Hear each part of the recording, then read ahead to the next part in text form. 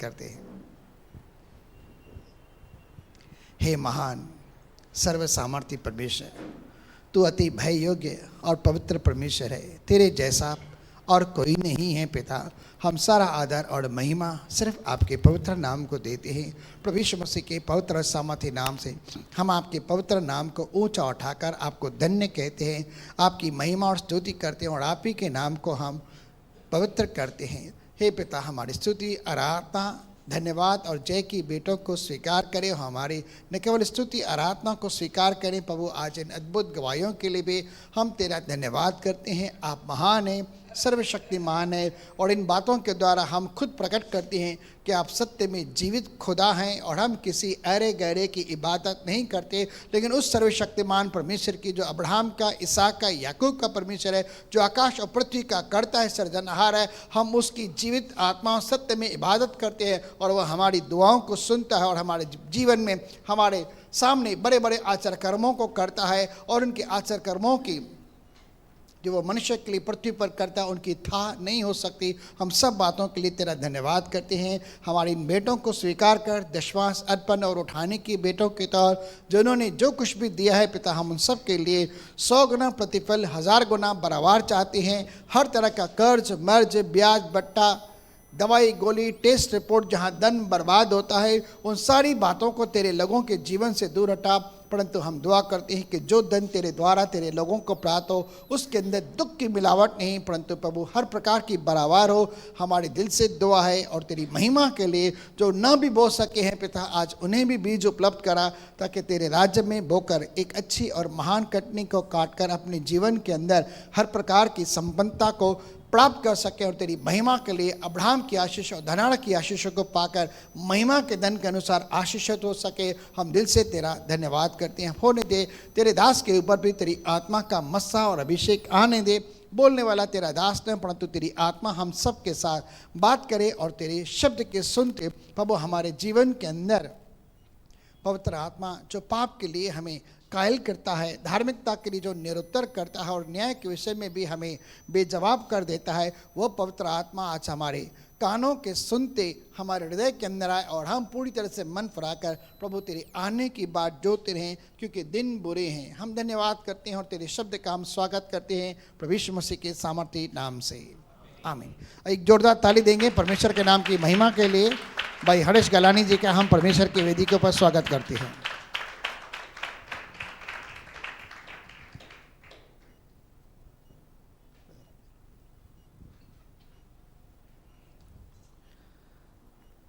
Praise the Lord.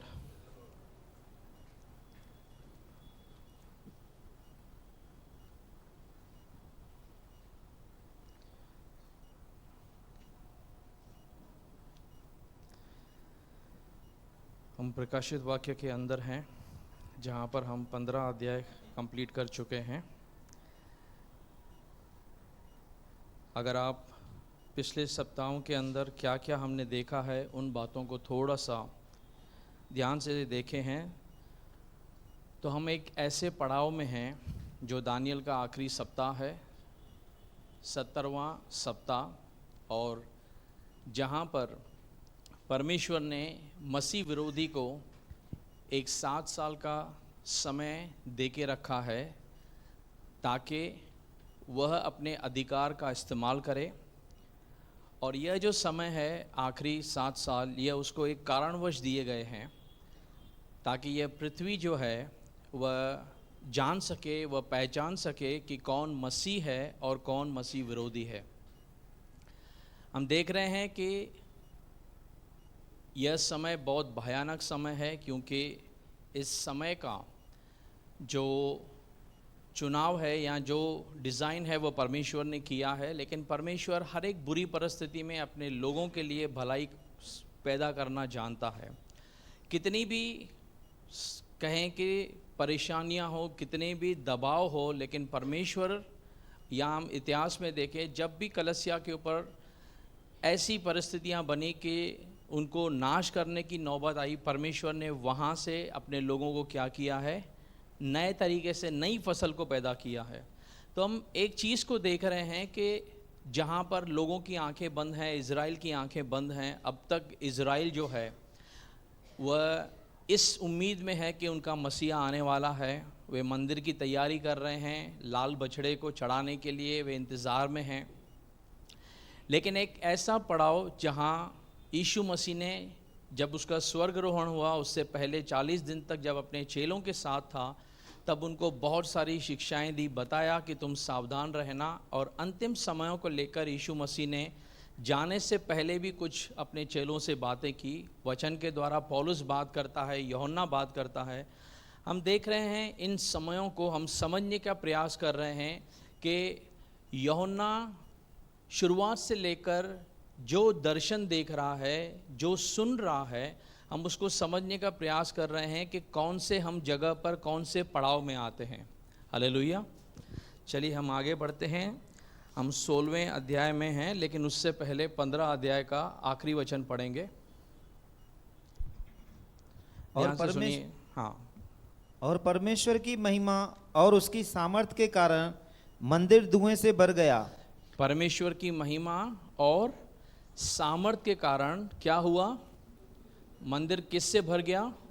धुएं से भर गया। और जब तक उन 7 स्वर्गदूतों की 7 विपत्तियां समाप्त न हुई, तब तक कोई मंदिर में न जा सका। जब तक 7 स्वर्गदूतों के हाथ में 7 कटोरे हैं, यह समाप्त नहीं हो जाते, क्या लिखा है? कोई भी मंदिर में नहीं जा सका। मेरा अनुवाद कहता है कोई भी व्यक्ति मंदिर में प्रवेश नहीं कर सका। अगर आप इसका ग्रीक वर्ड ढूंढेंगे, वहाँ पर लिखा गया है ओडियस, ODEUIS। एक वचन निकालिए, मत्ती का 6 उसका 24, सेम वर्ड यहाँ यूज़ किया गया है। तो ये क्या बताने की कोशिश कर रहा है? हम पढ़ते हैं मत्ती 6:24 पढ़िए। कोई मनुष्य 2 स्वामियों की सेवा नहीं कर सकता। बस इंग्लिश में क्या लिखा है? No man can serve 2 masters.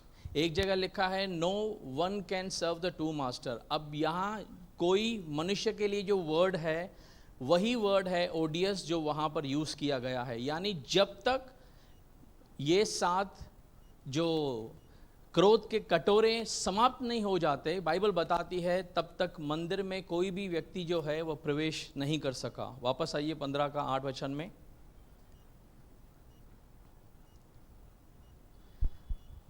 और परमेश्वर की महिमा और उसकी सामर्थ के कारण मंदिर धुएं से भर गया। और जब तक उन 7 स्वर्गदूतों की 7 विपत्तियां समाप्त न हुई, तब तक कोई मंदिर में न जा सका। तब तक कोई भी व्यक्ति मंदिर में प्रवेश नहीं कर सका। अब परमेश्वर के सामने हैं, परमेश्वर के उस वेदी के सामने हैं लोग जो यहाँ कलीसिया पहुँची है, लेकिन फिर भी परमेश्वर ने इन कटोरों को जब तक समाप्ति नहीं हुई है, मंदिर में जाने के लिए एक रोक लगाई हुई है। कोई भी मंदिर में नहीं जा सकता है करके। तो हमने यहाँ तक देखा कि इस अध्याय में क्या हुआ। मंदिर में से 4 स्वर्गदूत आते हुए दिखाई दिए, 7 स्वर्गदूत आते हुए दिखाई दिए। और जो 4 प्राणी परमेश्वर के सामने खड़े होते हैं, उनमें से एक उनके पास आकर उनको 7 कटोरे देता है। हालेलुया। ये हमने यहाँ तक अगले सप्ताह देखा था। चलिए 16 अध्याय को शुरुआत करते हैं। फिर मैंने मंदिर में किसी को ऊंचे शब्द से उन 7 स्वर्गदूतों से यह कहते सुना कि जाओ, परमेश्वर के प्रकोप के 7 कटोरों को पृथ्वी पर उंडेल दो। अब ध्यान से सुनिए यहाँ क्या लिखा है। फिर उसको मंदिर में से किसी के ऊंचे शब्द की आवाज़ सुनाई देती है। किसके पास वह आवाज़ गई? उन 7 स्वर्गदूतों के पास। उनको कमांडमेंट दिया गया, उनको आज्ञा दी गई कि जाओ और परमेश्वर के प्रकोप के जो कटोरे तुम्हारे पास है उनको क्या करो? पृथ्वी पर उंडेल दो। हालेलुया।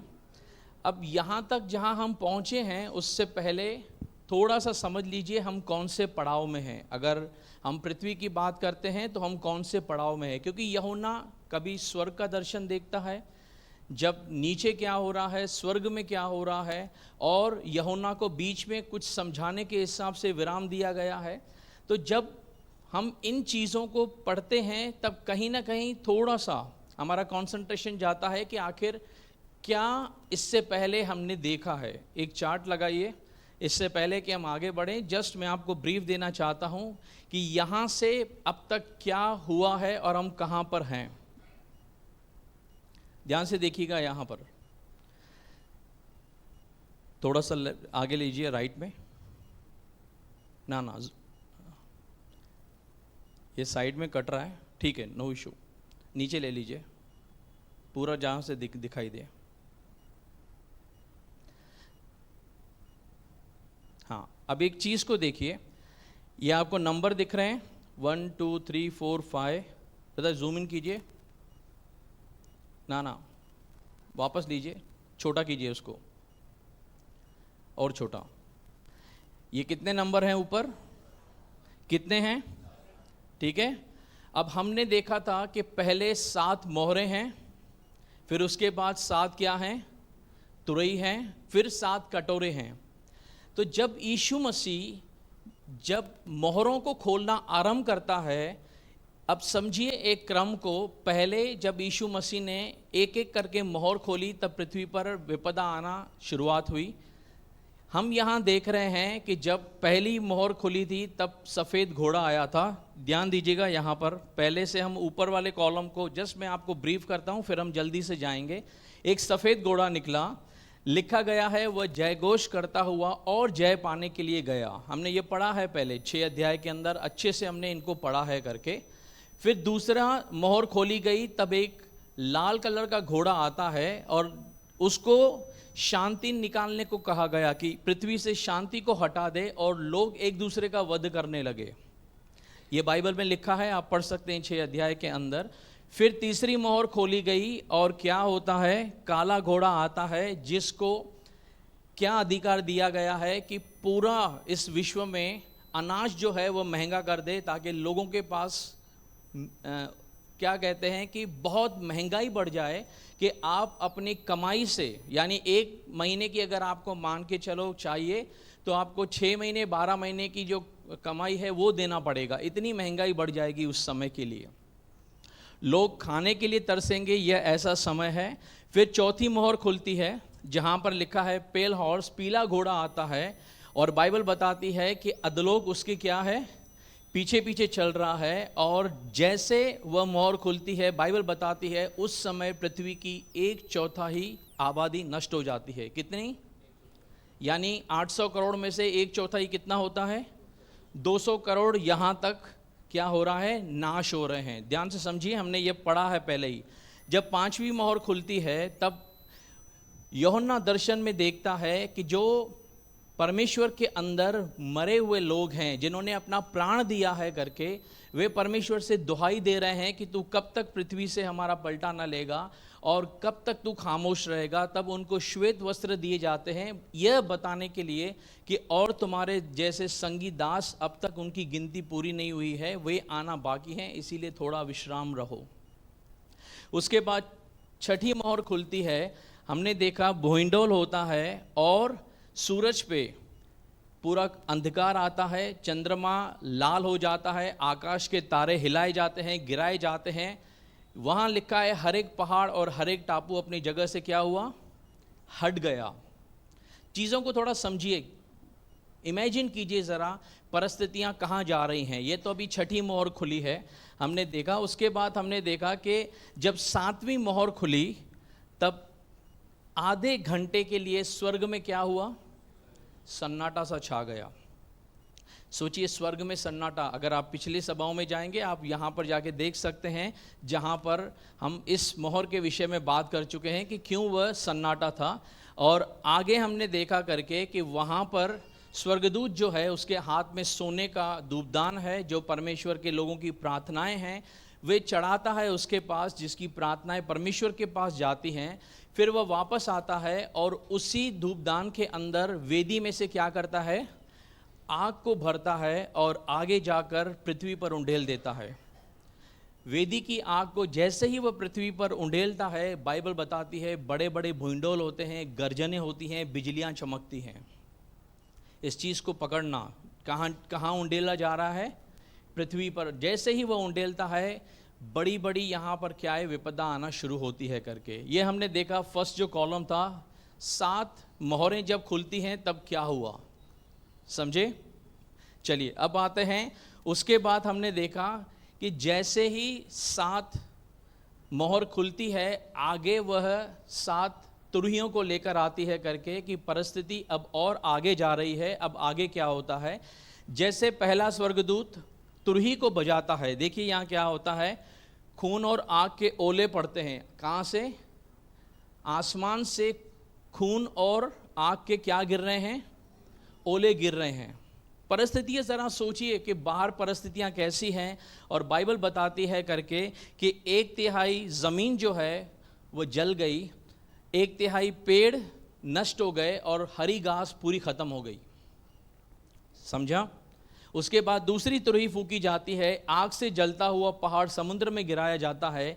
1/3 जो समुद्र के जो जीव हैं वे नष्ट होते हैं, 1/3 जहाज नष्ट होते हैं, और पूरी तरीके से यहाँ क्या होता है मंजर, हमने चित्र को भी हमने पिक्चर्स में भी देखा है। जब तीसरा स्वर्गदूत अपनी तुरही को फूंकता है, लिखा है मशाल सा एक जलता हुआ तारा पानी के सोतों पे गिराया जाता है, और पानी जो है वह कड़वा हो जाता है नाक दोने सा, और जो लोग उसको पीते हैं उनके कारण वे मर जाते हैं। हालेलुया। चौथी जब तुरही फूंकी जाती है, बाइबल बताती है तब 1/3 सूर्य के ऊपर, चंद्रमा के ऊपर और तारों के ऊपर विपत्ति आती है। ध्यान से देखिए, उनका 1/3 काला हो जाता है।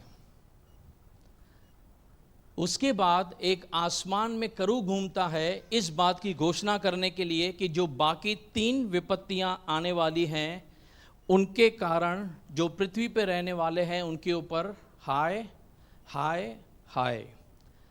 यानी जितना अब तक हो चुका है, यह आखिरी 3 जो विपत्तियां हैं यह और भयानक रूप लेने को जा रही हैं, इसकी घोषणा वह करूब कर रहा है। जैसे ही 5वीं तुरही फूकी जाती है, हमने देखा था अथाह कुंड से जो खोला जाता है, अथाह कुंड की चाबी जो है वह किसके पास है? शैतान के पास है। और वहाँ से टिंडियाँ जो हैं वह निकलती हैं जिनका रूप मनुष्य के जैसा था, हमने उनका ब्यूरो भी देखा था, और इनको 5 महीनों तक बिच्छू के समान डंक मारने का अधिकार दिया गया है। उस समय बाइबल बताती है लोग मृत्यु को ढूंढेंगे लेकिन मृत्यु उनसे दूर भागेगी। आ रहा है समझ में? और यह पीड़ा जो होगी 5 महीनों तक, क्योंकि अगर आप सर्च करेंगे तो बिच्छू का डंक बहुत पेनफुल होता है। तो जैसे जैसे यह समय बढ़ रहा है, इनकी जो उस समय परिस्थितियां होंगी, लोग उस समय मृत्यु ढूंढना चाहते हैं लेकिन मृत्यु दूर भाग रही है, परिस्थितियां बहुत विकट हैं, विकराल हैं। फिर हमने देखा 6वीं तुरही यानी दूसरी विपदा जो है जैसे होती है, हमने देखा फरात नदी के किनारे हमने दर्शन देखा कि यूहन्ना को दर्शन दिखाई पड़ता है कि 4 जो दूत बंधे हैं और ये बुरे संकेत देने वाले दूत हैं, इनको खोल दो।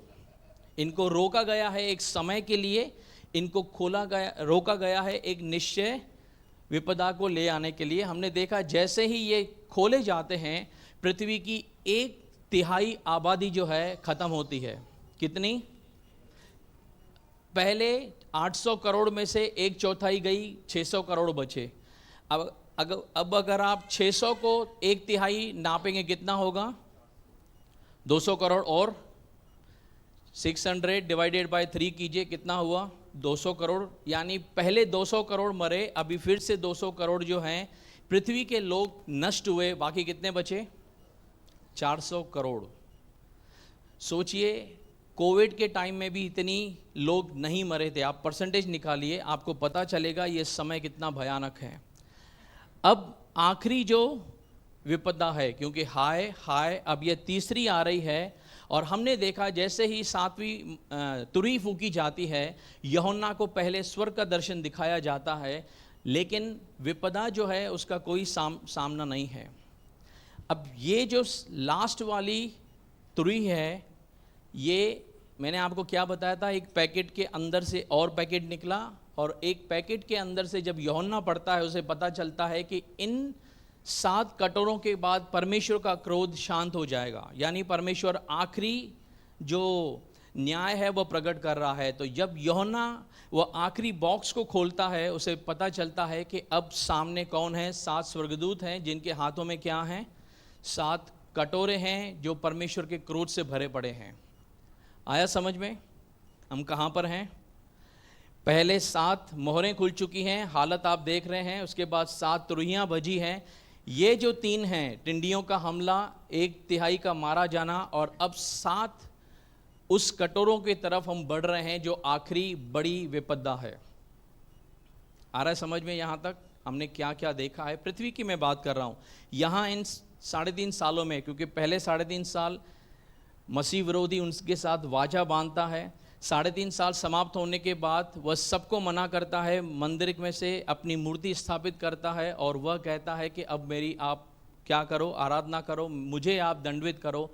और जब लोग उसको दंडवित करना नहीं चाहते हैं, जो उसका मार्ग नहीं लेना चाहते हैं, वह उनको मार डालेगा, वह उनके साथ में बहुत बुरा व्यवहार करेगा। और अगर कोई व्यक्ति उस समय मार्ग नहीं लेता है तो उसके पास किसी भी तरह का डील करने के लिए, भोजन सामग्री लेने के लिए, या किसी भी तरीके से कुछ खरीदारी करने के लिए मनाही होगी करके।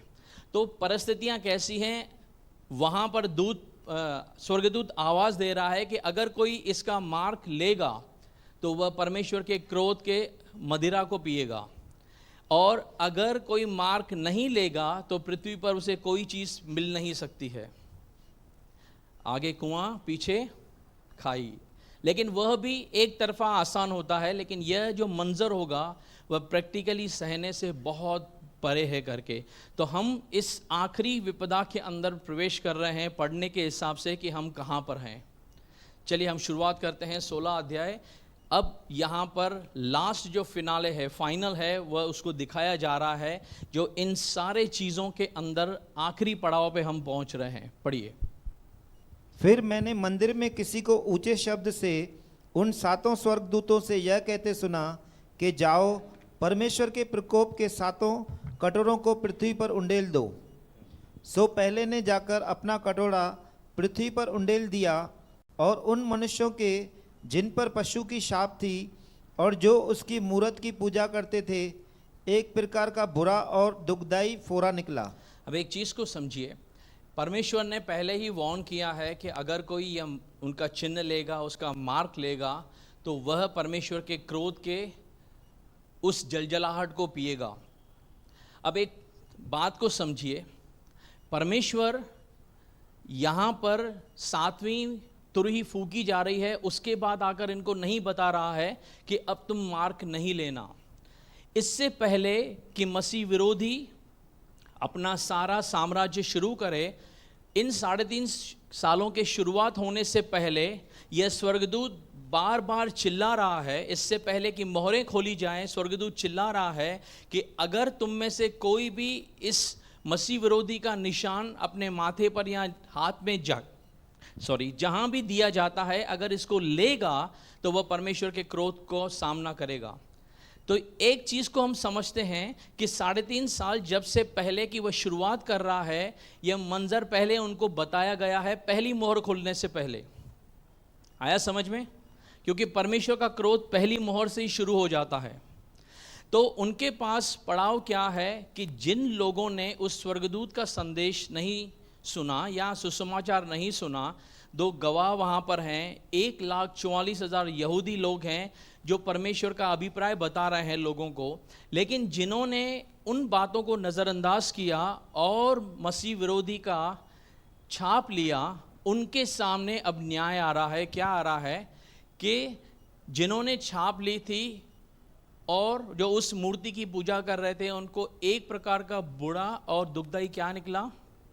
फोड़ा निकला। आगे। और दूसरे ने अपना कटोरा, नहीं रुकते हैं, चलिए एक चीज़ को समझिए। अब यहाँ पर एक शब्द में लिखा है, वापस आइए, दूसरे पद में एक प्रकार का बुरा और दुखदाई फोड़ा निकला। लेकिन थोड़ा सा इसको समझने का प्रयास कीजिए कि यह क्या हो रहा है। साइंस कहती है, एक जो मैं आपको बता रहा हूँ, थोड़ा सा ध्यान दीजिएगा। हमारे मोबाइल के अंदर चिप रहता है। जब ये मार्क दिया जाएगा तब क्या होगा? साइंस कहती है कि हमारे बॉडी के अंदर एक चिप इम्प्लांट की जाएगी उस समय उन लोगों के पास जो लोग शैतान का या मसीह विरोधी का मार्क लेना चाहते हैं। लेकिन वह जो चिप है वह शरीर के 2 अंगों पर लगाई जा सकती है। कहाँ पर? एक माथे पर और दूसरा हाथ में। क्यों ये 2 जगह हैं? क्योंकि यहाँ पर सबसे ज़्यादा जो बॉडी टेम्परेचर है उसमें उतार चढ़ाव रहता है। आप डॉक्टर के पास जाते हैं, डॉक्टर यहाँ हाथ लगाता है, यहाँ चेक करता है, क्योंकि बॉडी टेम्परेचर जो है उसकी आवश्यकता है उसको चार्ज करने के लिए। यह सिस्टम बनाया गया है और उसके अंदर जो वह चिप आती है वह किसके द्वारा चलती है? उसके अंदर एक सामान पड़ता है जिसको हम लिथियम कहते हैं। थोड़ा समझिएगा कि उस चिप के अंदर पड़ता क्या है। और साइंस बताती है कि जब टेम्परेचर हद से ज़्यादा बढ़ जाए या उसके अंदर फ्लक्चुएशन आ जाए तो जो लिथियम है उसके अंदर रिएक्शन होता है, रिसाव होने लगता है, वह गलने लगता है। तो जब लिथियम गलता है तब बॉडी के अंदर बहुत उसका गलत प्रभाव पड़ सकता है, फिर एकने या फोड़े निकल सकते हैं। आ रहा है समझ में? इसका मतलब जिन लोगों ने उसका मार्क लिया होगा उनके अंदर एक चिप इम्प्लांट किया गया होगा और परमेश्वर उस समय ऐसा कुछ करेगा कि एक ही समय के अंदर हो सकता है उनकी सारी जो चिप है वो फेल हो जाए और उसका रिएक्शन ऐसा होगा कि सबके बॉडी के अंदर बड़े परेशान करने वाले फोड़े होंगे। आया समझ में? आ रहा है? अयूब जब राख बैठ के मल रहा था उसके शरीर में फोड़े आए थे। जब आपको कोई भी दाना निकलता है तब उसके अंदर खुजली रहती है। आप सोचिए जब छोटा सा दाना परेशान करता है, यहाँ पर जब वह दुखदाई लिखा गया है तो वह पीड़ा कैसी होगी। पृथ्वी के लोग नष्ट हो रहे हैं, मर रहे हैं करके कोई सुनवाई नहीं है। अब एक साथ इतने सारे लोग होंगे जिन्होंने मार्क लिया होगा तो उसका इमीडिएटली दवाई आना भी पॉसिबल नहीं है।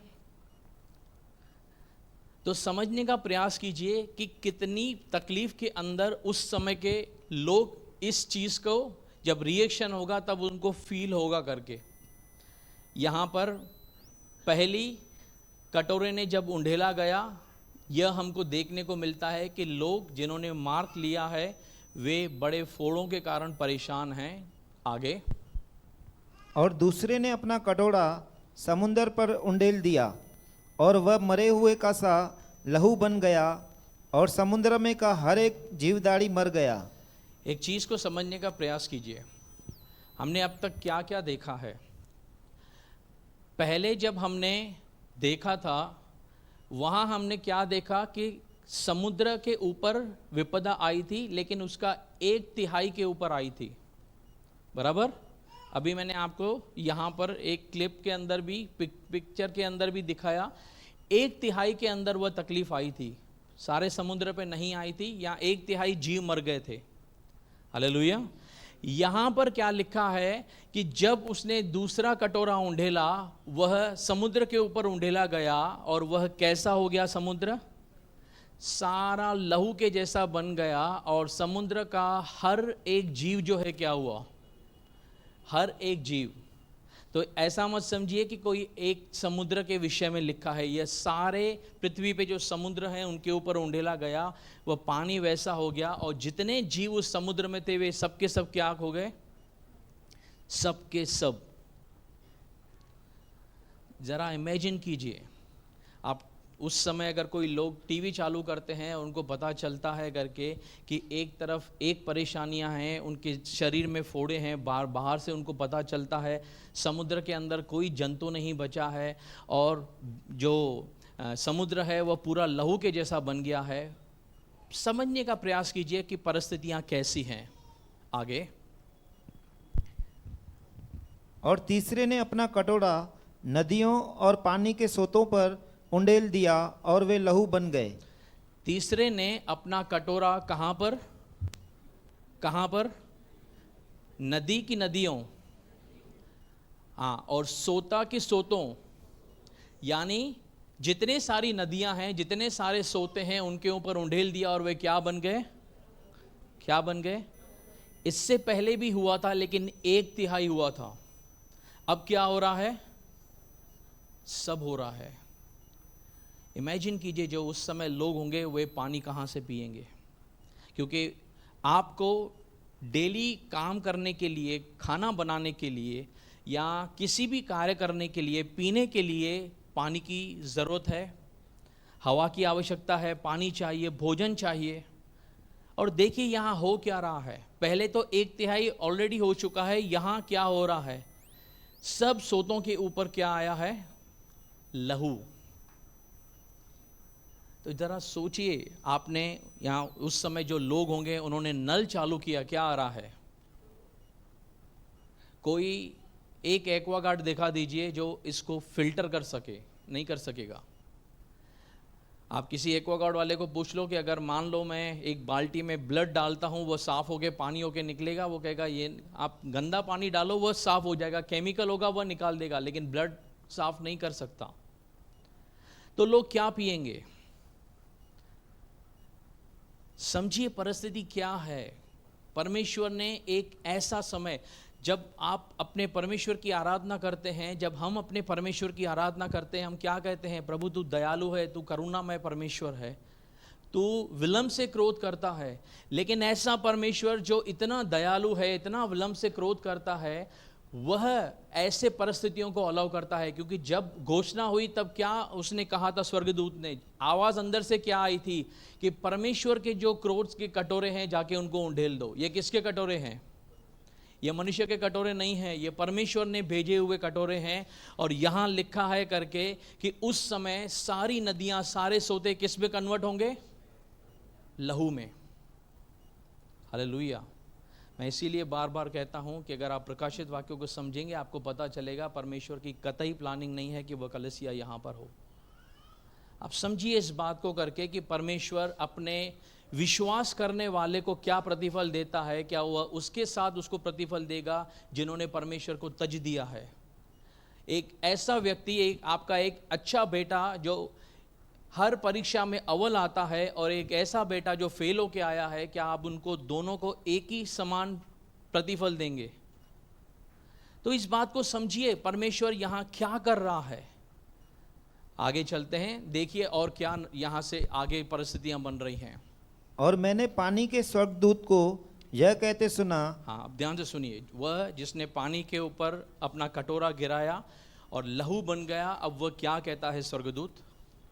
कि हे पवित्र जो है और जो था, तू न्यायी है और तूने यह न्याय किया। हाँ, पढ़िए आगे। क्योंकि उन्होंने पवित्र लोगों और भविष्यवक्ताओं का लहू बहाया था, और तूने उन्हें लहू पिलाया, क्योंकि वे इसी योग्य है। बाइबल डिक्लेयर करती है कि क्योंकि तुम लोगों ने विश्वासियों का या परमेश्वर के लोगों का या परमेश्वर के जनों का क्या बहाया? लहू बहाया, और बदले में तूने उनको क्या दिया है?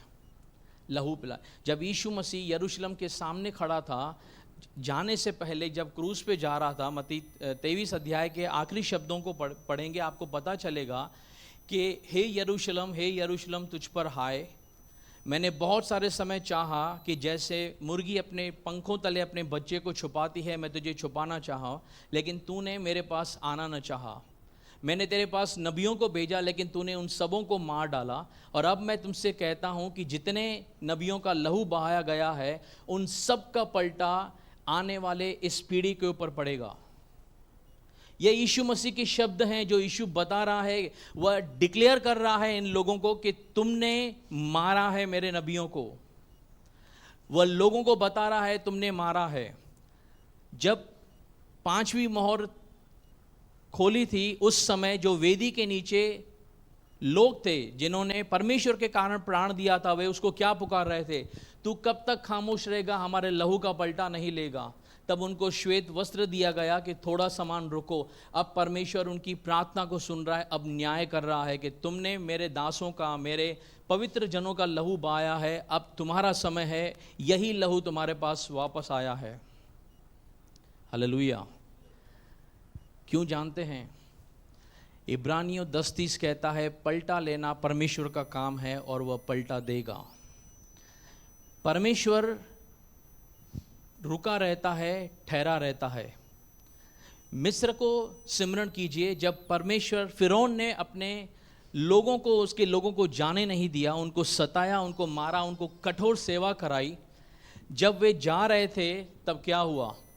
जब लाल समुद्र में से वे जा रहे थे, वे ही इजरायली थे जिनको लाल समुद्र ने रास्ता दिया, लेकिन वही फिरौन था जिसको लाल समुद्र निगल गया। तो एक चीज को समझिए, परमेश्वर हर समय अपने लोगों के लिए क्या करता है? रुका रहता है। लेकिन एक वो यह भी चीज़ है कि जब परमेश्वर अपना न्याय करेगा, जब उसका न्याय का समय आएगा, तब बाइबल बताती है उसके हाथों में पड़ना भयानक बात है। तो हम समझ रहे हैं, हम अपने उस परमेश्वर को देख रहे हैं जो कृपालु है, जो दयालु है, लेकिन वह कभी भी हमेशा के लिए चुप नहीं बैठता है। आप पुराना नियम पढ़िए, आप इतिहास में जाइए। जब किसी राजा ने परमेश्वर के विरुद्ध बलवा किया, उसने उसके विरुद्ध में कार्य किया। जब इज़राइल ने परमेश्वर के विरुद्ध कार्य किया, तब परमेश्वर ने इज़राइल को भी दंड दिया है। तो मैं और आप कौन हैं? उसके लोग हैं कि नहीं? तो जब हम उसके लोग हैं तो एक चीज़ को समझिए, मेरे और आपके लिए परमेश्वर ने कुछ नियम बनाए हैं, कलीसिया के लिए कुछ नियम बनाए हैं। मुझे और आपको उस बाड़े में रहना बहुत आवश्यक है। लिखा है जो बाड़ा लांघेगा श्रब उसे। तो आप यह नहीं कह सकते परमेश्वर ने यह क्यों किया। परमेश्वर एक चीज़ हमेशा कहता है कि मेरे घेरे में हो, सुरक्षित हो। यह वचन मेरे और आपके लिए क्या है? एक शहरपना है। क्या है? शहरपना जानते क्या होता है? एक किला होता है, एक बाउंड्री होती है जहां पर कोई अंदर नहीं आ सकता, क्योंकि उसको बनाया इसके लिए। शहरपना यानी शहर की पनाह, शहर को पनाह देने वाली चीज है। तो अगर कोई उस शहरपना को लांघ के बाहर जाता है तो आप खतरे, जब परमेश्वर ने मूसा से कहा था कि विनाश करने वाला मिस्र में जाएगा, लेकिन तू एक काम करना, तू घर के अलंगों पर क्या करना? मेमने का लहू लगा देना। जो व्यक्ति इस घर के अंदर होगा वह बच जाएगा, लेकिन अगर कोई व्यक्ति मुझे चौक में मिला तो उसके लहू का जिम्मेदार वह खुद होगा। यह मूसा को परमेश्वर ने साफ शब्दों में बोला था। इसीलिए जब उसने कहा कि जब मैं मिस्र में नाश करने वाले को भेजूंगा, तेरे लोग जो हैं मुझे कहाँ चाहिए? कहाँ चाहिए? उस घर के अंदर जिसके ऊपर क्या होगा? चिन्ह के रूप में लहू का प्रोटेक्शन है। आज मेरे और आपके ऊपर किसका प्रोटेक्शन है? लहू का प्रोटेक्शन है, पवित्र आत्मा का प्रोटेक्शन है। तो उसमें बने रहिए। बाइबल में हम गीत गाते हैं, बने रहो, बने रहो, यीशु में बने रहो। हालेलुया। याद रखिए, शैतान आपको खींचेगा और आपको पूरा जोर से खींचेगा, लेकिन अगर आप उसके, वह आपको ज़बरदस्ती, मैं ऐसा कहूँ कि बाहर लेके जाएगा, ऐसा कर ही नहीं सकता, क्योंकि उसे पता है कि परमेश्वर का क्या है? आपके चारों तरफ प्रोटेक्शन है, बाड़ा है। लेकिन वो आपको प्रलोभन देगा, ललचाएगा, आपको गलत काम करने के लिए उकसा सकता है। तो उस समय, ये हम अंतिम समय में चल रहे हैं, थोड़ा संभलिए, थोड़ा संभालिए। हम कौन से, क्योंकि बाइबल बताती है कि जब मसीह के सामने शैतान आया था, वो तब उसको क्या किया? लिखा गया है कि इस पत्थर को बोल रोटी बन जाएंगे क्योंकि तू भूखा है। तब उसने क्या कहा कि मनुष्य रोटी से जीवित नहीं रहता, परमेश्वर के वचन से जीवित रहता है। क्या यीशु मसीह को भूख नहीं लगी थी? लगी थी।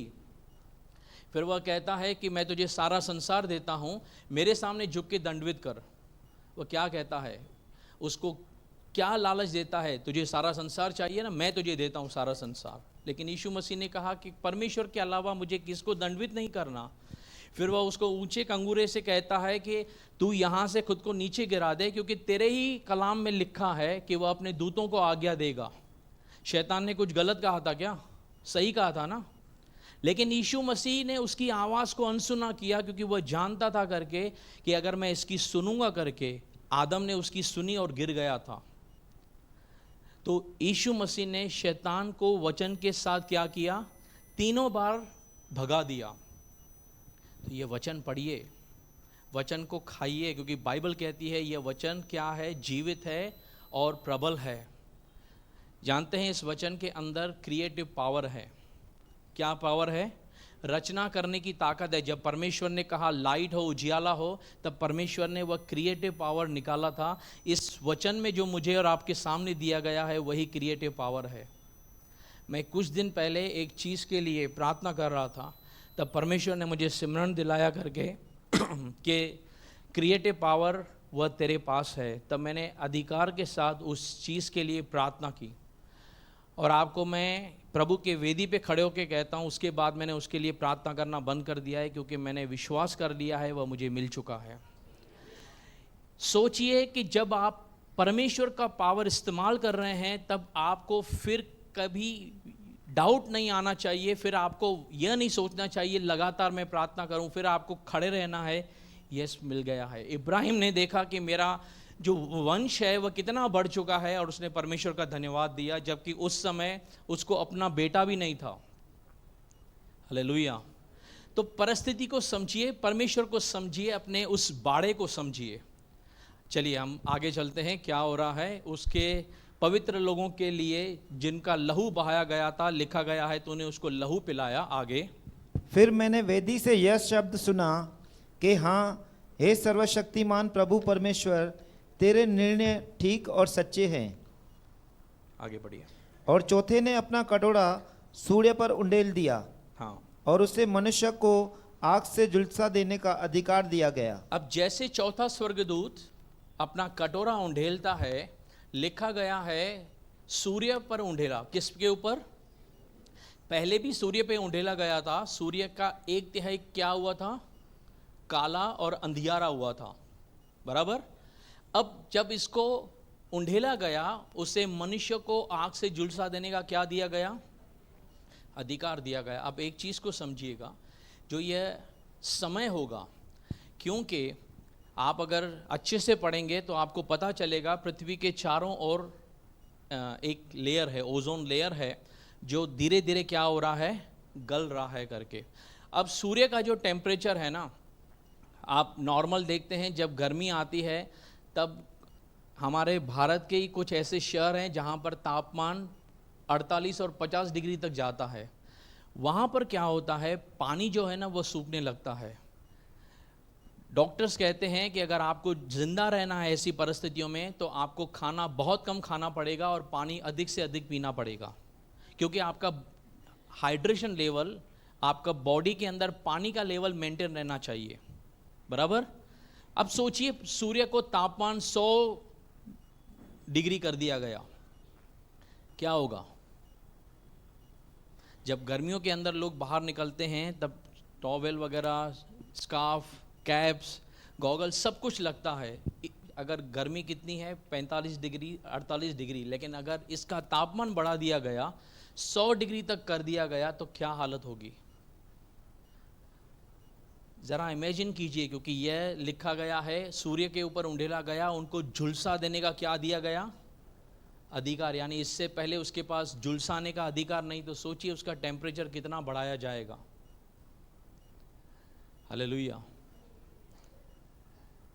मैंने आपको बताया था एक ग्राफ के अंदर कि अगर आप इस 3.5 साल पीछे के आप ग्राफ बनाएंगे तो आपको पता चलेगा परिस्थितियां जो हैं वे बद से बदतर नहीं, बदतर से अति बदतर हो रही हैं। एकदम से ग्राफ चढ़ रहा है परेशानियों का। लोगों के सेंसेस काम नहीं करेंगे कि आखिर हम क्या करें, क्योंकि यह समय समाप्त नहीं हो रहा है। इसीलिए बाइबल में लिखा है 6 अध्याय के अंदर, जहाँ पर 6वीं मोहर खुलती है, वे पहाड़ों से कहने लगे हमारे ऊपर आग पर गिरो, क्योंकि परमेश्वर का और उसके मेमने का प्रकोप हमारे ऊपर आ पड़ा है। लोग उस समय मौत को ढूंढेंगे, लेकिन बाइबल बताती है मौत उनसे भागेगी करके। उनको सूर्य को झुलसाने का अधिकार दिया गया है। आगे, और मनुष्य बड़ी तपन से झुलस गए और परमेश्वर के नाम की, जिसे इन विपत्तियों पर अधिकार है, निंदा की और उसकी महिमा करने के लिए मन न फिराया। इस वचन को पकड़िएगा, क्योंकि जब परमेश्वर किसी के ऊपर भी कोई भी समस्या भेजता है, उसका कतई इंटेंशन नहीं होता है कि लोग मरें, लेकिन वह चाहता है कि बाइबल कहती है वह दुख देकर पछताने वाला है, वह लोगों को बचाना चाहता है। लेकिन ऐसी परिस्थितियों के अंदर जब लोगों को उस सुसमाचार के ऊपर विश्वास करना चाहिए, लोग हैं जो परमेश्वर की निंदा करते हैं। आप ऐसे लोगों से मिलेंगे, कुछ भी उनके जीवन में बुरा हो जाए वे सीधा परमेश्वर को दोष देते हैं, चाहे वे अनबिलीवर हों। आप देखिए उनका व्यवहार देखिए करके, परमेश्वर आए थोड़ी, परमेश्वर है थोड़ी, ये हमारे साथ ही क्यों होता है करके, वो होता था तो ऐसा थोड़ी होता था, पता नहीं क्या है। हम जब अविश्वासी थे हमने भी ऐसे शब्द बोले हैं करके। जब मनुष्य पीड़ा में आ जाता है, अधिक दुख में आ जाता है, जब दबाव में आता है, तब वे क्या करते हैं? वे उस परमेश्वर को चाहे वे जानते हों न जानते हों लेकिन कोसने लगते हैं। देखिए यहाँ क्या हो रहा है, मनुष्य बड़ी तपन से झुलस रहा है और जब उनके ऊपर विपत्तियां डाली जाती हैं, बाइबल बताती है लोग निंदा कर रहे हैं, वहाँ पर मन नहीं फिरा रहे हैं। एक वचन पढ़िए, मलाकी का पुस्तक उसका 4 अध्याय 1 वचन पढ़िए। देखिए क्या लिखा है यहाँ पर। क्योंकि देखो वह ददकते भट्ठे का सा दिन आता है। वह कौन सा दिन आ रहा है? भट्ठा कैसे ददकता है? आपने भट्ठा देखा है, तंदूर को देखा है, जब वह पूरा चमकता है उसके अंदर गर्मी कितनी है, सूर्य चमक रहा है उस तेज से, और यह दिन बड़े भट्टे के समान है। और जब सब अभिमानी और सब दुराचारी लोग अनाज की खूंटी बन जाएंगे, और उस आने वाले दिन में वे ऐसे भस्म हो जाएंगे कि उनका पता तक न रहेगा। जैसे उस भट्ठे में भस्म किया जाता है, वैसे ही इस तड़प के अंदर, इस झुलस के अंदर लोग होंगे। अब यह मलाकी जो है, यह नबी उसी दिन की भविष्यवाणी कर रहा है जो हम पढ़ रहे हैं करके, कि ऐसा दिन आने वाला है। वह प्रभु का दिन जो है, यहोवा का दिन जो है, उसके विषय में भविष्यवाणी कर रहा है कि देखो ऐसा झुलसाने वाला दिन आ रहा है। झुलसाने वाला यानी टेम्परेचर जो है, आप पढ़िए करके कि जब पानी है उबलने लगता है उसका टेम्परेचर क्या है, लेकिन जब किसी की चमड़ी जलने लगे, जब कोई आग में जलता है उसकी चमड़ी जलती है, तब एक पर्टिकुलर टेम्परेचर आता है, उसके बाद उसकी चमड़ी गलने लगती है, तो वह टेम्परेचर बहुत भयानक होता है। हालेलुया। आप गर्म पानी में हाथ डालेंगे, आप जलेंगे नहीं, उंगली थोड़ी जल जाएगी लेकिन भस्म नहीं होगी। ये झुलसाने और भस्म करने वाली तपन है जो उस समय परमेश्वर ने अलाउ की है सूर्य के द्वारा भी। और लोग जब ऐसी पीड़ाओं में होंगे तब वे परमेश्वर की निंदा करेंगे। आगे वापस आइए प्रकाशित वाक्य में। और पांचवें ने अपना कटोरा उस पशु के सिंहासन पर उंडेल दिया, और उसके राज्य पर अंधेरा छा गया, और लोग पीड़ा के मारे अपनी अपनी जीभ चबाने लगे। अब जब 5वें स्वर्गदूत ने उस कटोरे को कहां पर डाला? पशु के सिंहासन पे। पशु कौन है? हमने अगले 13 अध्याय के अंदर देखा था कि समुद्र में से एक पशु निकल रहा है, मसीह विरोधी निकल रहा है, उसके सिंहासन पे यह कटोरा डाला जा रहा है। तो एक चीज को समझिए, परमेश्वर जो है केवल लोगों का न्याय नहीं कर रहा है, वह मसीह विरोधी का भी न्याय कर रहा है। अब एक वचन पढ़िए, दानियल की पुस्तक उसका 9 अध्याय उसका 27 वचन पढ़िए।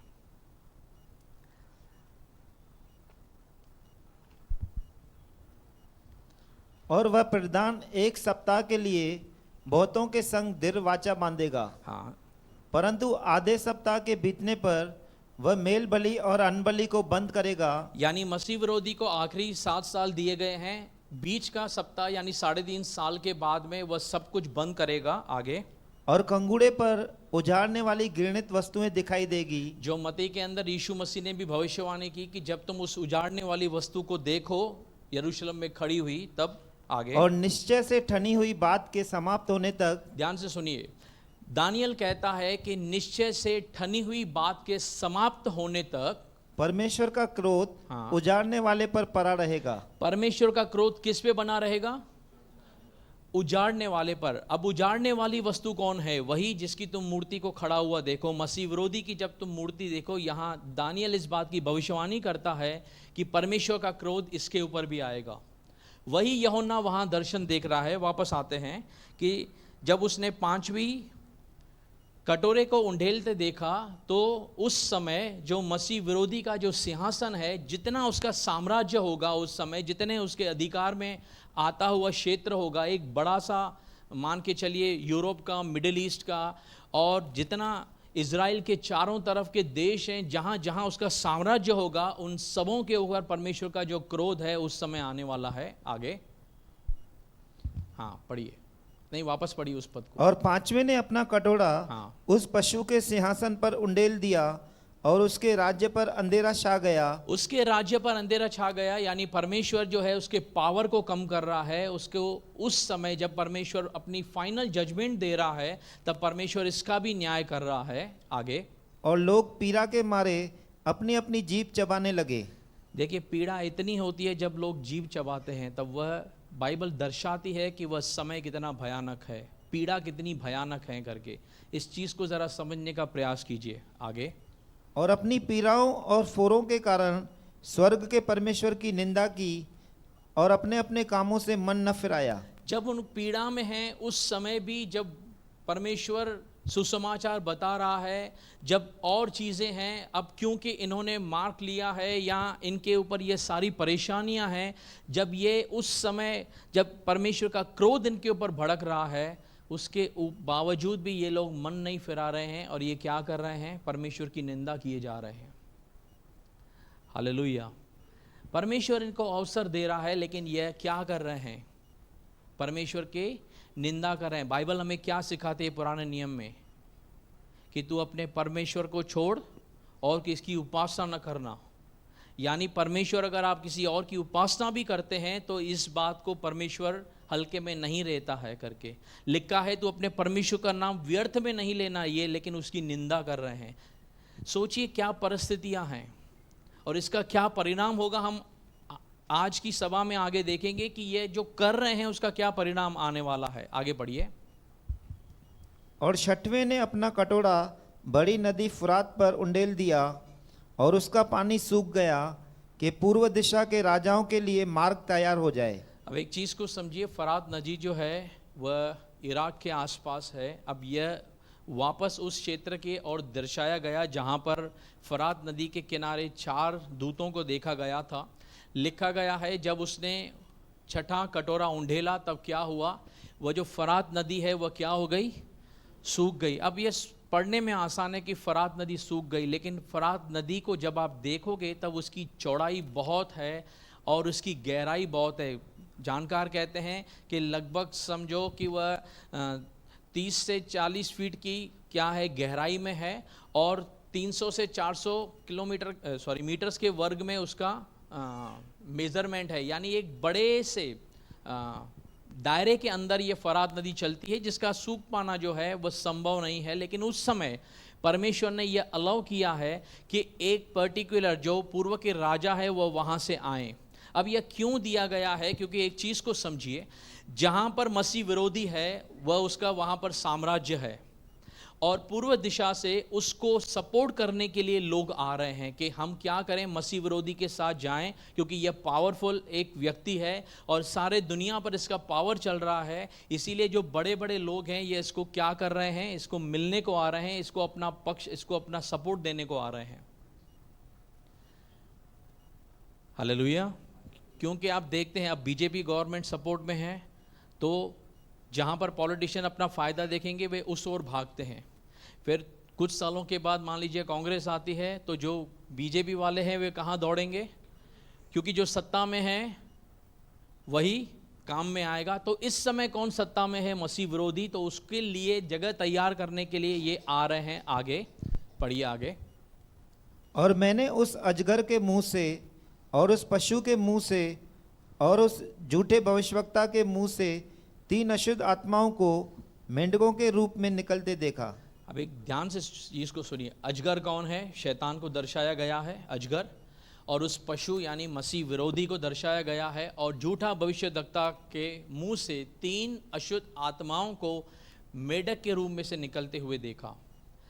एक चीज़ को समझिए, जब बताया गया था कि उसको अथाह कुंड की चाबी दी गई और वहाँ से क्या निकली थी, टिंडियाँ निकली थी, और यह समय है जब परमेश्वर बता रहा है कि यह पृथ्वी के ऊपर एक ऐसा समय होगा जब शैतान जो है वह छलावे के साथ और दुष्ट आत्माओं के साथ लोगों को पूरी तरीके से अपने वश में करेगा। और यह समय होगा जब दुष्ट आत्माएं पूरी पावर के साथ पृथ्वी पर होंगी, क्योंकि हमने पढ़ा था कि शैतान को उस समय नीचे गिराया गया और दूत कहता है हाय पृथ्वी, क्योंकि शैतान अपने दूतों के साथ तेरे पास गिराया गया है, क्योंकि इसको स्वर्ग से निकाला गया। अब उसको आखिरी 3.5 साल हैं इस पृथ्वी पर, और वह अपना सारा साम्राज्य का इस्तेमाल करता है, अपने सारे पावर का इस्तेमाल करता है। और यूहन्ना दर्शन देख रहा है। मेढक क्यों जानते हैं? क्योंकि यहूदी लोगों के नियम में मेढक एक अशुद्ध और घृणित वस्तु थी जो परमेश्वर के सामने गिनी जाती थी, आप उसको कभी चढ़ा नहीं सकते। इसीलिए वह एक दुष्टता को दर्शाती है। और जो अजगर से आ रहा है, जो मसीह विरोधी से आ रहा है और जो झूठे नबी से आ रहा है, वह सब क्या है? घृणित है और दूषित है। यह बताया जा रहा है एक दर्शन के रूप में कि उस समय दुष्ट आत्माओं का साम्राज्य होगा, लोग उसके दबाव में होंगे, उसकी पीड़ाओं में होंगे। आगे चलिए। ये चिन्ह दिखाने वाली दुष्ट आत्मा है, हाँ, जो सारे संसार के राजाओं के पास निकलकर इसीलिए जाती है कि उन्हें सर्वशक्तिमान परमेश्वर के उस बड़े दिन की लड़ाई के लिए इकट्ठा करे। हाँ, ये चिन्ह दिखाने वाली दुष्ट आत्माएं हैं, ये एक समय के लिए तैयार की जा रही हैं। वह कौन सा समय है? हम आगे पढ़ेंगे, पढ़िए। देख, मैं चोर की नाई आता हूँ, धन्य वह है जो जागता रहता है और अपने वस्त्र की चौकसी करता है कि नंगा न फिरे और लोग उसका नंगापन न देखे। वापस आइए ब्रदर 14 पद में। ये चिन्ह दिखाने वाली दुष्ट आत्मा है, जो सारे संसार के राजाओं के पास निकलकर इसीलिए जाती है कि उन्हें सर्वशक्तिमान परमेश्वर के उस बड़े दिन की लड़ाई के लिए इकट्ठा करे। उस बड़े दिन की लड़ाई के लिए इकट्ठा करें। अब जकरिया का 14 अध्याय उसका 2 वचन पढ़िए, देखिए क्या लिखा है। इस बड़े दिन के विषय में जकरिया क्या कहता है, ध्यान से सुनिए यहाँ क्या लिखा है।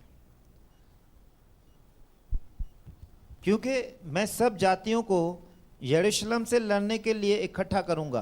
परमेश्वर कहता है मैं उस समय सारे जातियों को किससे लड़ने के लिए? यरूशलेम से लड़ने के लिए इकट्ठा करूंगा।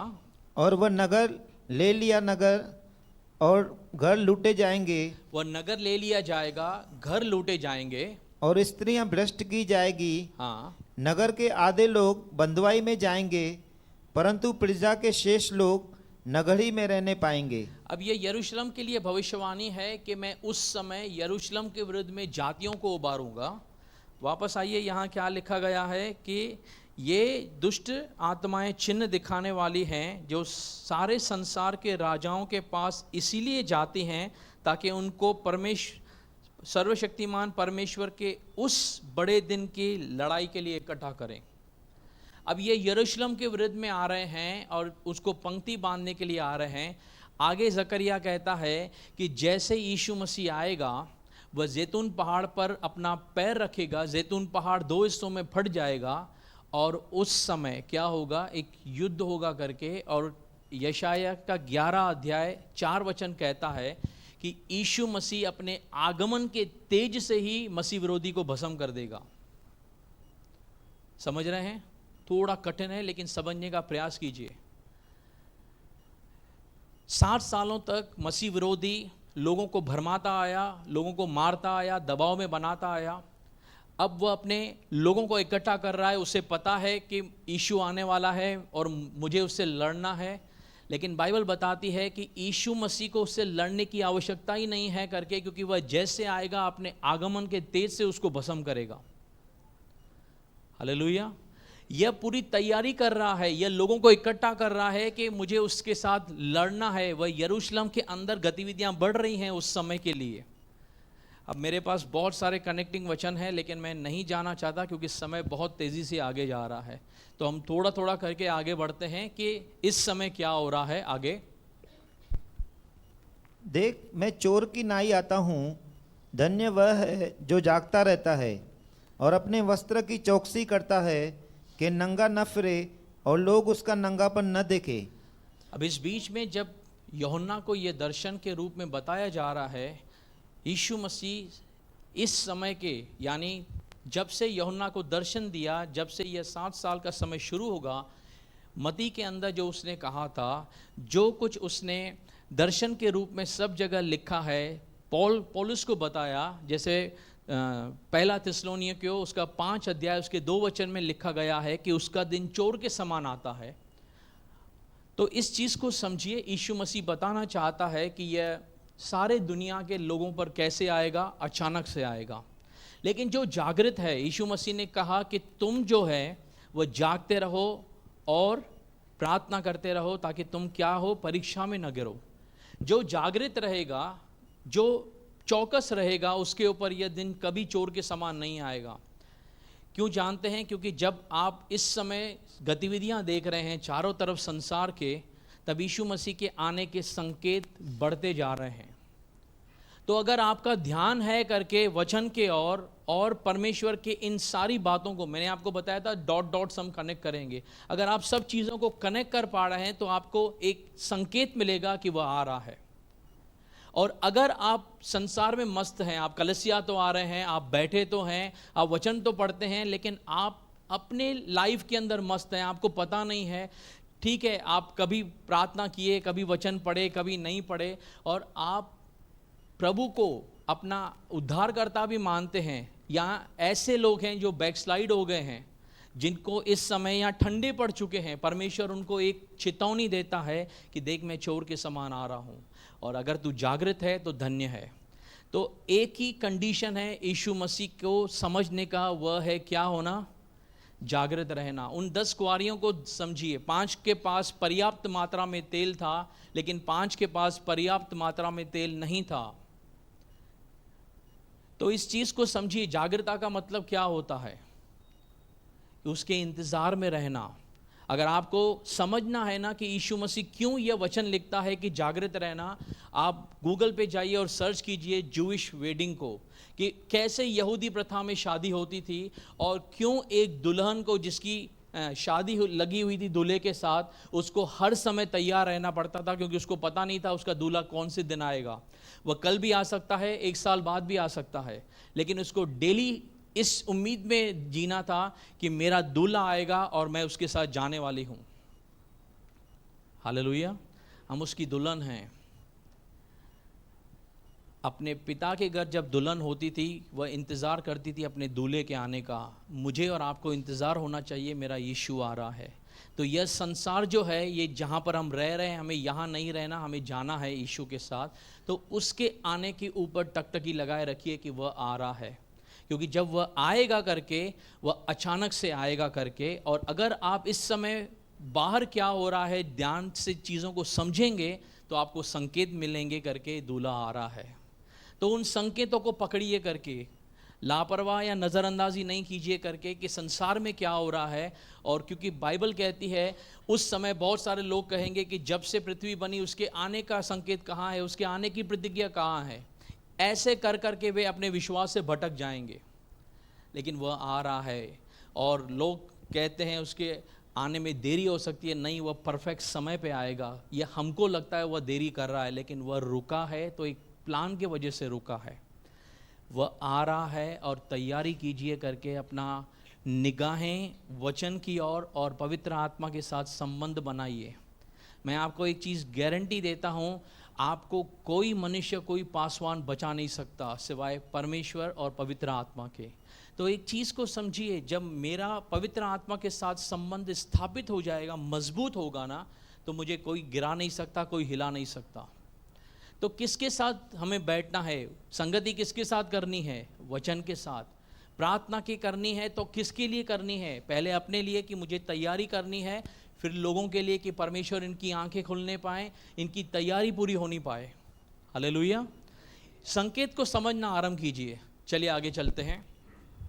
और उन्होंने उनको उस जगह इकट्ठा किया जो इब्रानी में हरमगिदोन कहलाता है। हाँ, अब यह जो हरमगदोन है, यह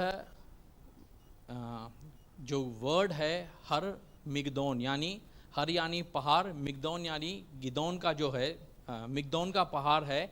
तो यह एक ऐसी तराई है जहाँ पर लड़ाइयाँ होती थी उस समय, यानी एक परफेक्ट लड़ाइयाँ जहाँ पर कम से कम आप जाएंगे इतिहास में तो 200 से अधिक लड़ाइयाँ हो चुकी हैं। तो यूहन्ना को समझाने के हिसाब से दिखाया गया है कि उस स्थान के ऊपर एक लड़ाई होना बाकी है और वह उस समय के लिए तैयारी किया जा रहा है। आगे, और सातवें ने अपना कटोरा हवा पर उंडेल दिया और मंदिर के सिंहासन से यह बड़ा शब्द हुआ कि हो चुका। अब ध्यान से सुनिए, जैसे ही सातवें स्वर्गदूत ने अपना कटोरा कहाँ उंडेला है? हवा के ऊपर, और मंदिर के सिंहासन से एक शब्द आया, हो चुका। आखिरी कटोरा उंडेला जाता है, एक आवाज आती है, हो चुका। इंग्लिश में लिखा है it is done, it is finished. जब यीशु मसीह क्रूस पे चढ़ाए जा रहे थे उस समय यीशु ने आखिरी शब्द क्या कहा था? पूरा हुआ, इट्स डन, इट्स ओवर। क्यों जानते हैं? क्योंकि जो न्याय था कि मनुष्य जाति ने पाप किया है और पाप की सज़ा मृत्यु है, और जब तक मनुष्य का पाप पूरा नहीं होगा वह परमेश्वर उसको ग्रहण नहीं कर सकता।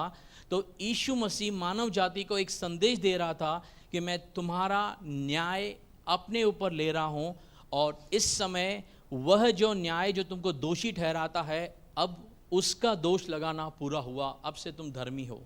यानी वह पाप की सज़ा क्या है?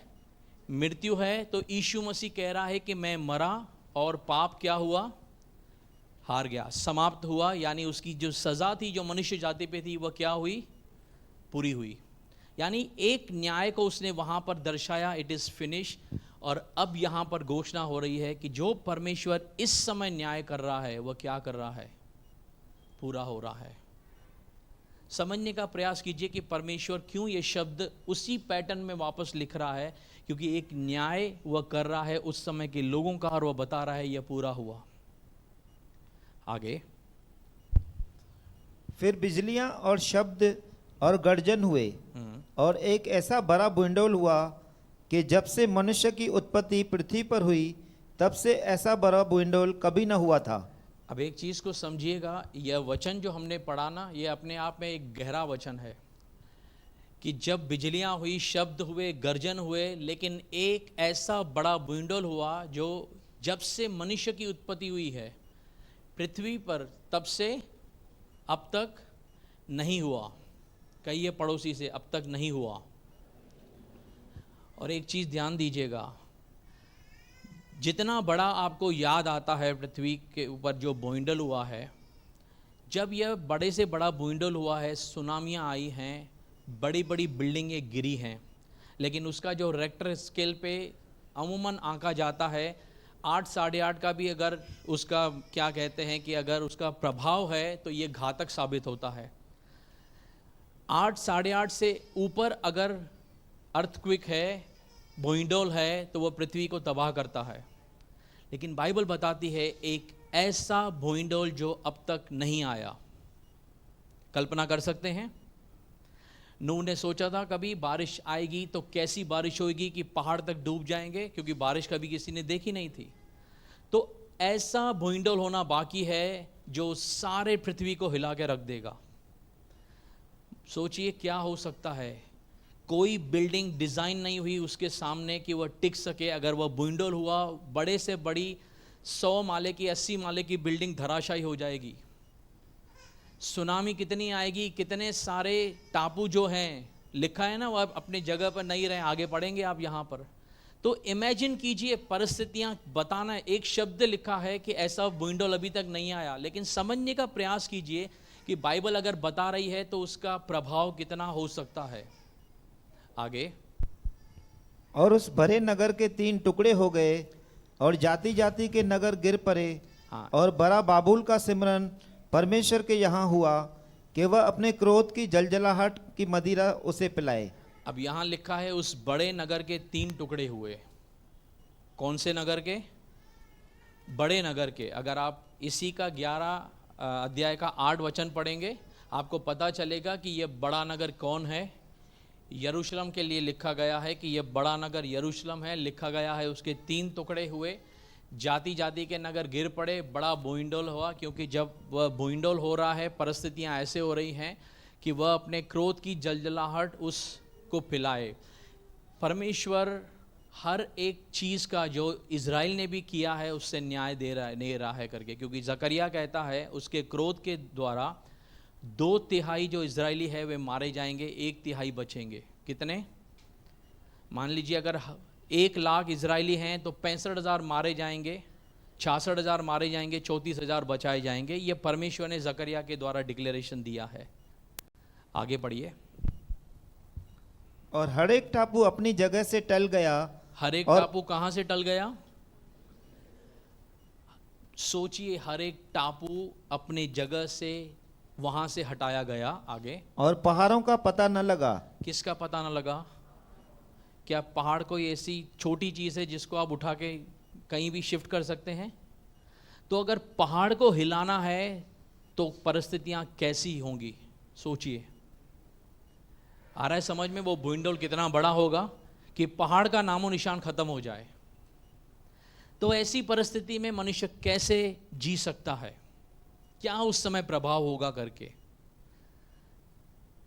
तो परिस्थितियां बहुत विकट होंगी, लेकिन परमेश्वर उन लोगों के लिए जो उस समय मसीह विरोधी का नहीं लेते हैं मार्ग, परमेश्वर अपनी उस समय भी योजना के द्वारा उनको कैसे बचाता है, यह परमेश्वर का कार्य है।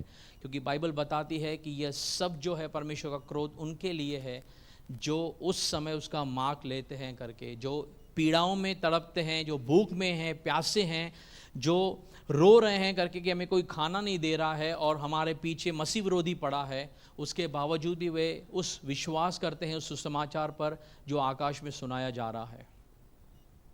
आगे।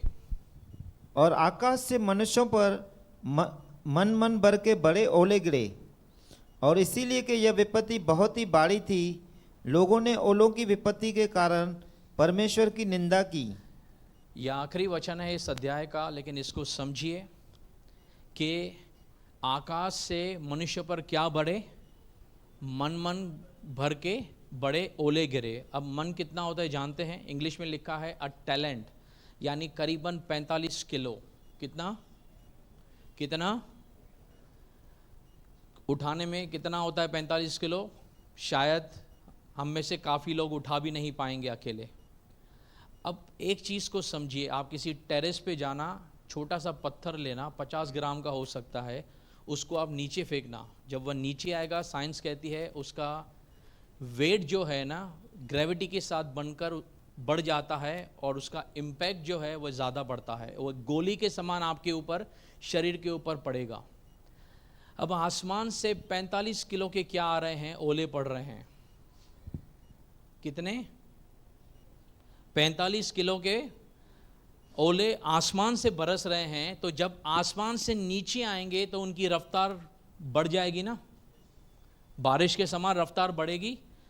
तो जब वह पृथ्वी पर इम्पैक्ट डालेंगे, मैं ऐसे सोचता हूं उनका इम्पैक्ट 500 किलो से ज़्यादा होगा। कितना? हो सकता है 1000 किलो तक उनका इम्पैक्ट हो, क्योंकि जो वेलोसिटी है, जो वो जिस रफ्तार से आ रहे हैं, हो सकता है ज़मीन पे गिरें और पूरा खड्डा कर दें, एक ज़मीन को एक गोली के समान आए। किसके ऊपर पड़ेंगे क्या पता? वो उस समय लोग बैठे हुए हैं, कहाँ कहाँ गिरेंगे। क्योंकि लिखा है आकाश से मनुष्यों पर मन मन भर के ओले पड़े, और इसीलिए कि इस विपत्ति बहुत ही भारी थी। क्या थी यह विपत्ति? इसीलिए वह करूब जो है वह चिल्ला रहा था कि जो आखिरी 3 विपदाएं हैं उनके कारण पृथ्वी पर रहने वालों पर हाय हाय हाय। लिखा गया है लोगों ने ओलों की विपत्ति के कारण परमेश्वर की निंदा की। याद है पुराने नियम के अंदर अगर आप परमेश्वर की निंदा करते हैं तो उसकी सज़ा क्या थी? लोगों को पत्थरवाह किया जाता था। यह पुराने नियम की विधि है। अगर कोई परमेश्वर की निंदा करता है तो उसका कानून कहता है, व्यवस्था का कानून कहता है उसको क्या करो? क्या करो? क्या करो? बोलिए बोलिए, क्या करो? पत्थर मारो। हमने इसी अध्याय में पढ़ा, उन्होंने परमेश्वर की निंदा की, आसमान से पत्थर आ रहे हैं। हालेलुया।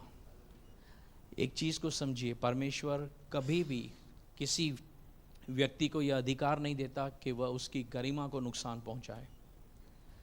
तो अपने परमेश्वर की महिमा के लिए आप और मैं रचे गए हैं, उसकी आराधना के लिए रचे गए हैं। जब वह अपनी निंदा करने वाले को ऐसा दंड देता है तो एक चीज़ को समझिए, वही दयालु परमेश्वर है, उसने मुझे और आपको आराधना करने के लिए बुलाया है। तो हम उसकी आराधना, जब निंदा करने वाले को प्रतिफल आ रहा है तो आराधना करने वाले को भी प्रतिफल आएगा कि नहीं? तो समझिए, इस अध्याय को समझिए। ये जो तीसरी 7 कटोरे जो हैं, ये बहुत भयानक परिस्थिति लेकर आएंगे। इनको पढ़ना आसान है, इनको समझना बहुत मुश्किल है।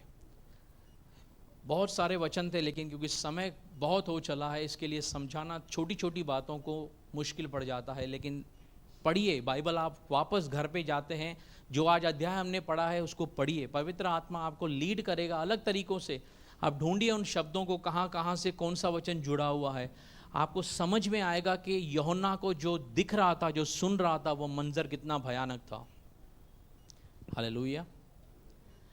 तो ऐसे परमेश्वर ने, जिसने मुझे और आपको, क्योंकि पहला थिस्सलुनीकियों उसका 1 उसका 10 कहता है कि वही यीशु मसीह आने वाले प्रकोप से हमको बचाता है। तो हम इससे बचाए गए हैं, इसके लिए उसकी आराधना कीजिए, उसको परमेश्वर का धन्यवाद कीजिए करके। और कोई अवसर छूटिए मत कि कोई भी जो है वह यीशु मसीह आए और आप यहाँ छूट जाएं। इस चीज़ को पकड़ के रखिए, क्योंकि याद रखिएगा बाइबल कहती है करके, जो तैयार है वह उसके साथ जाएगा करके। लिखा है, धन्य है विश्वास योग्य सेवक, तू छोटे में थोड़े में विश्वास योग्य रहा, मैं आजा तुझे बहुतों का अधिकारी बनाता हूँ। एक आखिरी चीज़ 2 मिनट में लेता हूँ।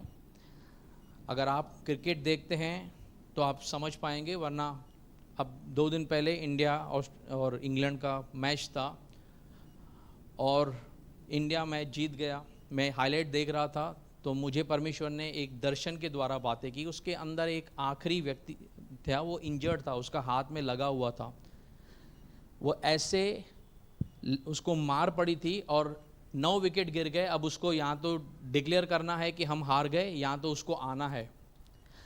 ऐसी परिस्थिति के अंदर वो बंदा आता है। ऐसी परिस्थिति में एक हाथ में बैट लेके आता है।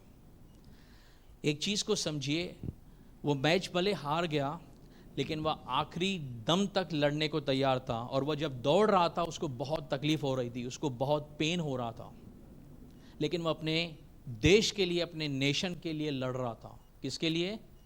उसको पीड़ा हो रही है, लेकिन वह अपने राष्ट्र के लिए लड़ रहा है।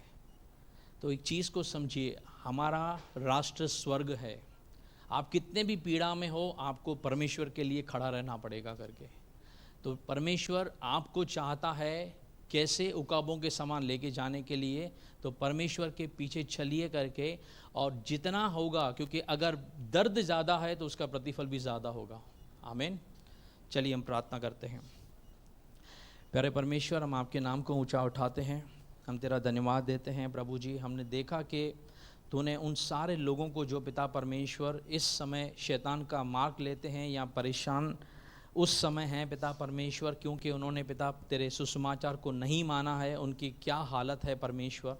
यह प्रकाशित वाक्य प्रभु जी हमें डराने के लिए नहीं, लेकिन हमें सिखाने और अलर्ट करने के लिए तूने दिया है, ताकि हम जागृत रहें, तेरे आने का इंतज़ार करते रहें। और हम इस बात का प्रार्थना करते हैं प्रभु जी कि तू जल्द आ रहा है और हमारा समय हो चला है यहाँ से निकलने का। प्रभु जी हम प्रार्थना करते हैं प्रभु इज़राइल के लिए, हम प्रार्थना करते हैं हर एक उस विश्वास न करने वाले के लिए जो हमारे परिवार में है, या प्रभु परमेश्वर दुनिया के अंदर हमारा मित्र है प्रभु, जो अब तक आना बाकी है विश्वास में।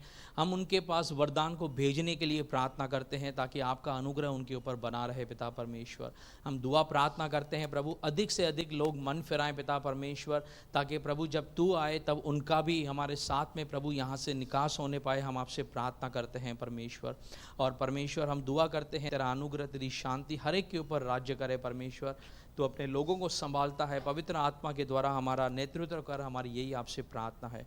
हम घटें आप बढ़ें, दुआ यीशु के नाम से मांगते हैं, सुन और स्वीकार कर हमारे आत्मिक पिता। आमीन। थोड़ा लेट हो गया, क्षमा चाहता हूँ।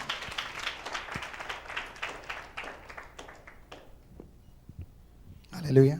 आज सिर्फ एक ही अनाउंसमेंट है कि अगले मंगलवार हम सब प्रभु भोज की विधि में सम्मिलित होने जा रहे हैं।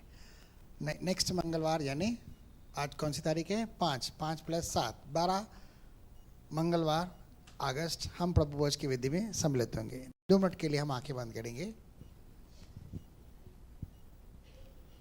पवित्र पिता परमेश्वर, प्रभु यीशु मसीह के महान और सामर्थी नाम से आपका दिल से धन्यवाद करते हैं, जबकि इन 7 सालों के क्लेश के अंदर हम इस पृथ्वी पर नहीं होंगे, क्योंकि आपने मसीह यीशु में हम सबको आने वाले उस प्रकोप से, जो परमेश्वर की निरी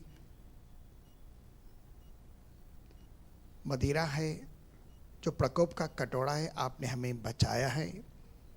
हे पवित्र पिता, हम आपका धन्यवाद करते हैं कि मसीह यीशु में आपने हम पर ऐसा अनुग्रह किया कि हमारे सारे पाप माफ़ करके हमें मसीह यीशु के लहू में धर्मी पवित्र किया और हमारा नाम जीवन की पुस्तक में लिखकर सदाकाल का जीवन दिया। और हम विश्वास करते हैं कि जब मसीह यीशु आएगा बादलों पर, हम उसके साथ स्वर्गीय स्थानों के अंदर उठाए जाएंगे और इस धरती पर न रहेंगे। परंतु पिता, जो लोग मन नहीं फुड़ाते, जो लोग उन मूर्तियों की पूजा करती हैं जो न बोल सकती है, न देख सकती है, न सुन सकती है, न चल फिर सकती हैं, और ऐसे देवी देवताओं की पूजा करते हैं, हे पवित्र पिता, वे सब तेरे प्रकोप की कटोरे में से पिएंगे जो निरी मदिरा है। पवित्र पिता, हम आपका दिल से धन्यवाद करते हैं कि इन 7 सालों के अंदर भी प्रभु उन 2 भविष्यवक्ताओं के द्वारा और 144 इसराइलियों के द्वारा और स्वर्गदूतों के द्वारा सनातन सुसमाचार देकर उन्हें भी मन फिराने का अवसर दे रहे हैं, लेकिन वे मन नहीं फिरा रहे हैं। यहाँ पर भी हम तेरी अद्भुत दया, कृपा और आपके अनुग्रह को देख रहे हैं, क्योंकि आप नहीं चाहते कि कोई मनुष्य नाश हो, परंतु हर एक मन फिरा है, क्योंकि एक आत्मा की कीमत सारी सृष्टि से अधिक मूल्यवान है।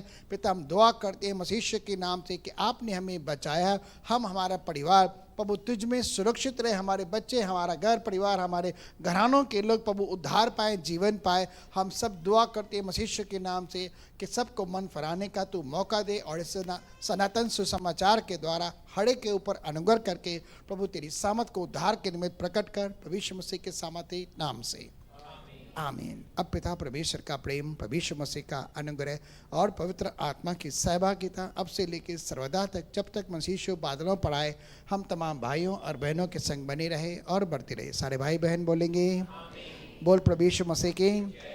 परमेश्वर आप सबको आशीष करे, अनुग्रह शांति से भरे। भाई लोग भाइयों से, बहनें बहनों से हाथ मिलाकर प्रेज़ लॉर्ड करेंगे।